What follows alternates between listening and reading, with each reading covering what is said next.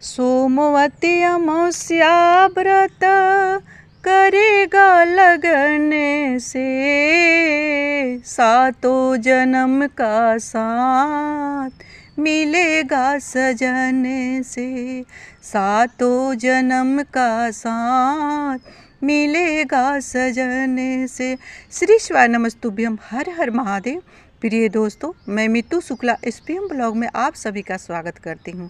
आइए जानते हैं 2024 में सोमवती अमावस्या का व्रत कब पड़ रही है। इस व्रत के दिन क्या करना चाहिए। जो माताएं बहनें हैं अपने सौभाग्य को अखंड रखने के लिए क्या करना चाहिए। क्या जो कुमारी कन्या है उनको इस व्रत को करना चाहिए। जो मेरे भाई हैं उनको लगता है कि घर में कहीं ना कहीं पितृदोष लगा हुआ है। जैसे पितृदोष का लक्षण से ही पता चलता है। अगर आपका कोई काम बहुत दिन से अटका हुआ है, बनते बनते बिगड़ जाता है, लंबे समय से अगर कोई घर में बीमार है और आए ना आए दिन परेशानी लड़ाई झगड़ा घर में अगर होता है तो समझ जाना चाहिए कि ये पितृदोष का लक्षण है। तो जो मेरे भाई हैं उनको क्या करना चाहिए। सोमवती अमावस्या का दिन जो माताएं बहनें हैं उनको क्या करना चाहिए। अपने सौभाग्य को अखंड रखने के लिए, अपने बच्चे के लिए क्या करना चाहिए। अपना जो बच्चे हैं उनकी लंबी आयु के लिए, उनकी प्रोग्रेस के लिए, उन्नति के लिए क्या करना चाहिए सोमवती अमावस्या का दिन।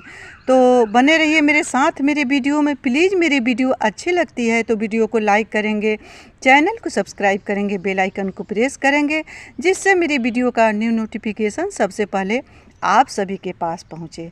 तो प्रिय दोस्तों, सबसे पहले आइए जानते हैं कि जिनके घर में अगर लगता है कि पितृदोष लगा हुआ है तो उस दिन क्या करना चाहिए। क्योंकि ये सोमवती अमावस्या द्वापर में, त्रेता में, सतयुग में बहुत तपस्या, ऋषि मुनि के तपस्या करने के बाद ये सोमवती अमावस्या आती थी। कलयुग के प्रभाव से ये सोमवती अमावस्या साल में 2 या 3 अवश्य ही पड़ जाती है हर साल। तो ये 2024 में ये सोमवती अमावस्या अप्रैल में पड़ रही है, जो कि 8 अप्रैल को ये सोमवती अमावस्या है। वहीं दूसरी सोमवती अमावस्या सितंबर में है और तीसरी सोमवती अमावस्या है सो दिसंबर में है। इस साल कुल मिलाकर 3 सोमवती अमावस्या पड़ रही है। तो 2024 का ये पहला सोमवती अमावस्या है। तो इस दिन क्या करना चाहिए। क्योंकि सोमवती अमावस्या अपने आप में बहुत ही खास माना गया है, जो कि पीपल वृक्ष का परिक्रमा करना होता है। पीपल वृक्ष पितृ का भी स्वरूप है, 33 कोटि देवी देवता का स्वरूप है और खुद नारायण का भी स्वरूप है ये पीपल वृक्ष में। और जो पिपलेश्वर महादेव हैं वो पीपल के वृक्ष के जड़ में निवास करते हैं। तो उस दिन सबसे पहले क्या करना चाहिए।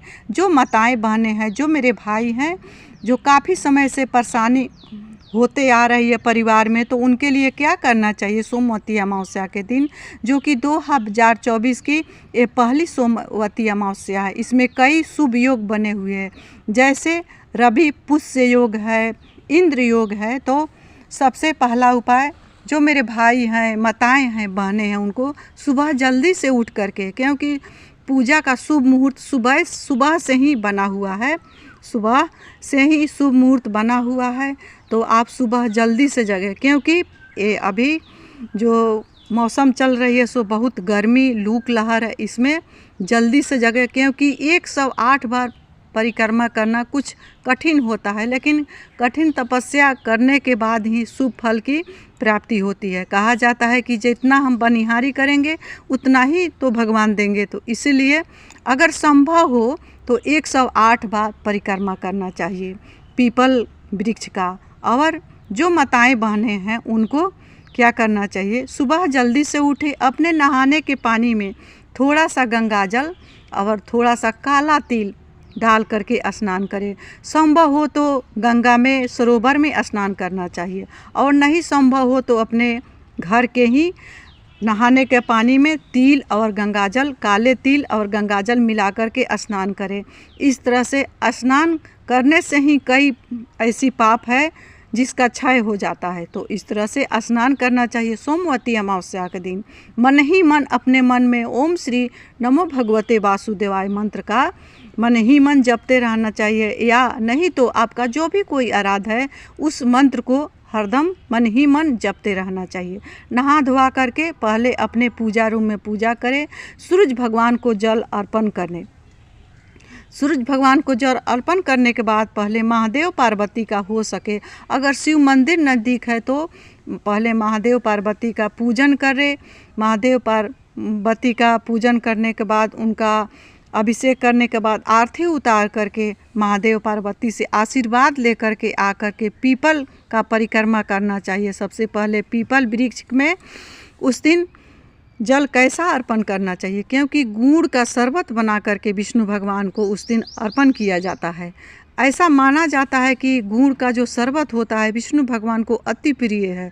जो भी जातक, जो भी माताएं बहनें शरबत बनाकर, गुड़ का शरबत बनाकर विष्णु भगवान को अर्पित करती है, उनकी सौभाग्य अखंड होना ही होना है। साथ ही साथ जो मनोकामना है वो अवश्य ही विष्णु भगवान पूर्ण करते हैं, क्योंकि विष्णु भगवान माँ लक्ष्मी के साथ पीपल के जड़ में विराजमान होते हैं। वहीं सोमवती अमावस्या के दिन 33 कोटि देवी देवता के साथ पितृ लोग भी वहाँ पर विराजमान रहते हैं, जहाँ पीपल वृक्ष की पूजा होती है, जहाँ पीपल का वृक्ष होता है। तो ऐसे में जो भी माताएं बहनें हैं सौभाग्य की सामग्री को अवश्य ही चढ़ाएं। 16 श्रृंगार चढ़ाएं, हो सके संभव हो तो, नहीं तो सिंदूर, बिंदी, आलता, महावर और मेहंदी इतना तो अवश्य ही चढ़ाना चाहिए।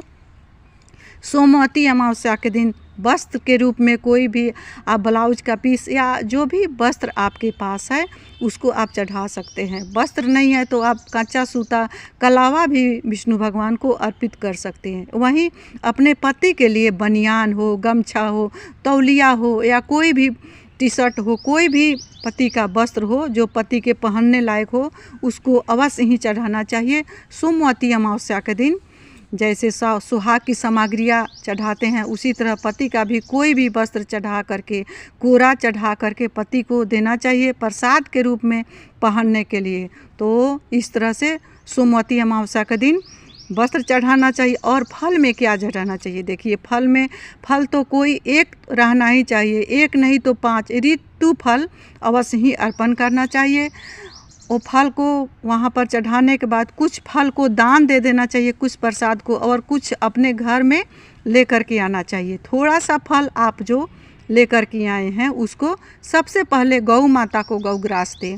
गौ माता को खिलाने के बाद, क्योंकि जैसे गौ माता के मुंह में आपका जो प्रसाद जाएगा, आपका पूजा ईश्वर को समर्पित हो जाएगा, ईश्वर को स्वीकार हो जाएगा और पूर्ण फल की प्राप्ति होगी। इसे से सबसे पहले गौ माता को ही अर्पण करना चाहिए। अपने प्रसाद का जो हिस्सा है एक हिस्सा गौ माता को ही अर्पण करना चाहिए।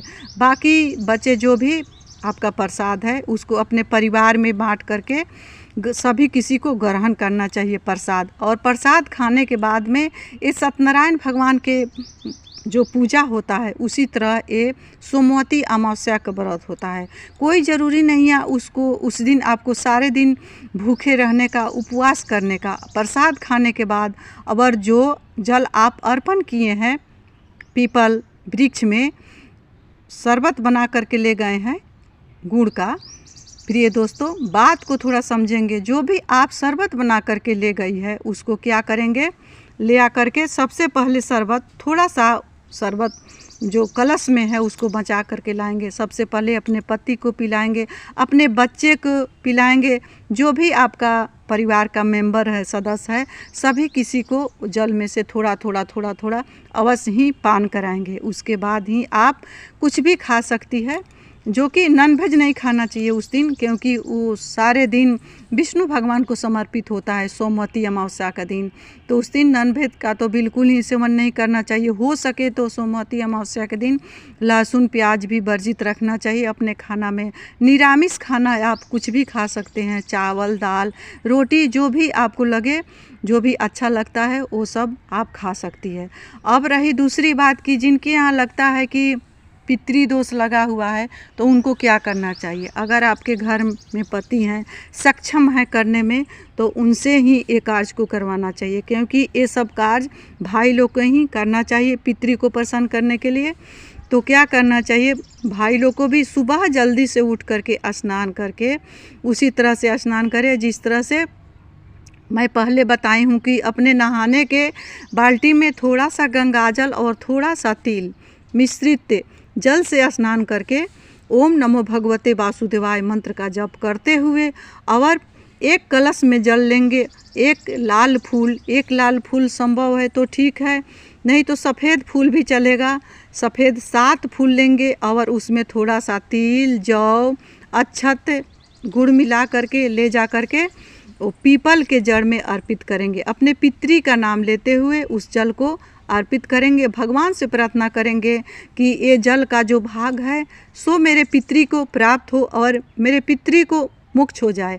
सिर्फ इतना ही कहना है और इतना कहने के बाद आप घर में आएंगे, देखेंगे आपके यहाँ कोई भी पितृदोष, भारी से भारी पितृदोष होगा सो अवश्य ही समाप्त हो जाएगा। क्योंकि पितृपक्ष 15 दिन का जो होता है, 16 दिन श्राद्ध का वो पितृ के लिए समर्पित होता है और सोमवती अमावस्या या अमावस्या तिथि भी पितरों को ही समर्पित होता है। क्योंकि अमावस्या तिथि तो पितरों के नाम से ही होता है और वही जो सोमवती अमावस्या होती है उस दिन तो बहुत ही शुभ संयोग बनता है। अगर सोमवती अमावस्या का दिन अगर एक काम कर लिया जाए तो पितृ प्रसन्न हो जाते हैं और लंबे समय से जो भी बीमारी है, कष्ट है, परेशानी है, कर्जा है, रोग है, तो सारी आदियाँ व्याधियाँ समाप्त हो जाती है। जो भी जातक इस तरह से व्रत को रखता है उसकी संपूर्ण कामनाएं विष्णु भगवान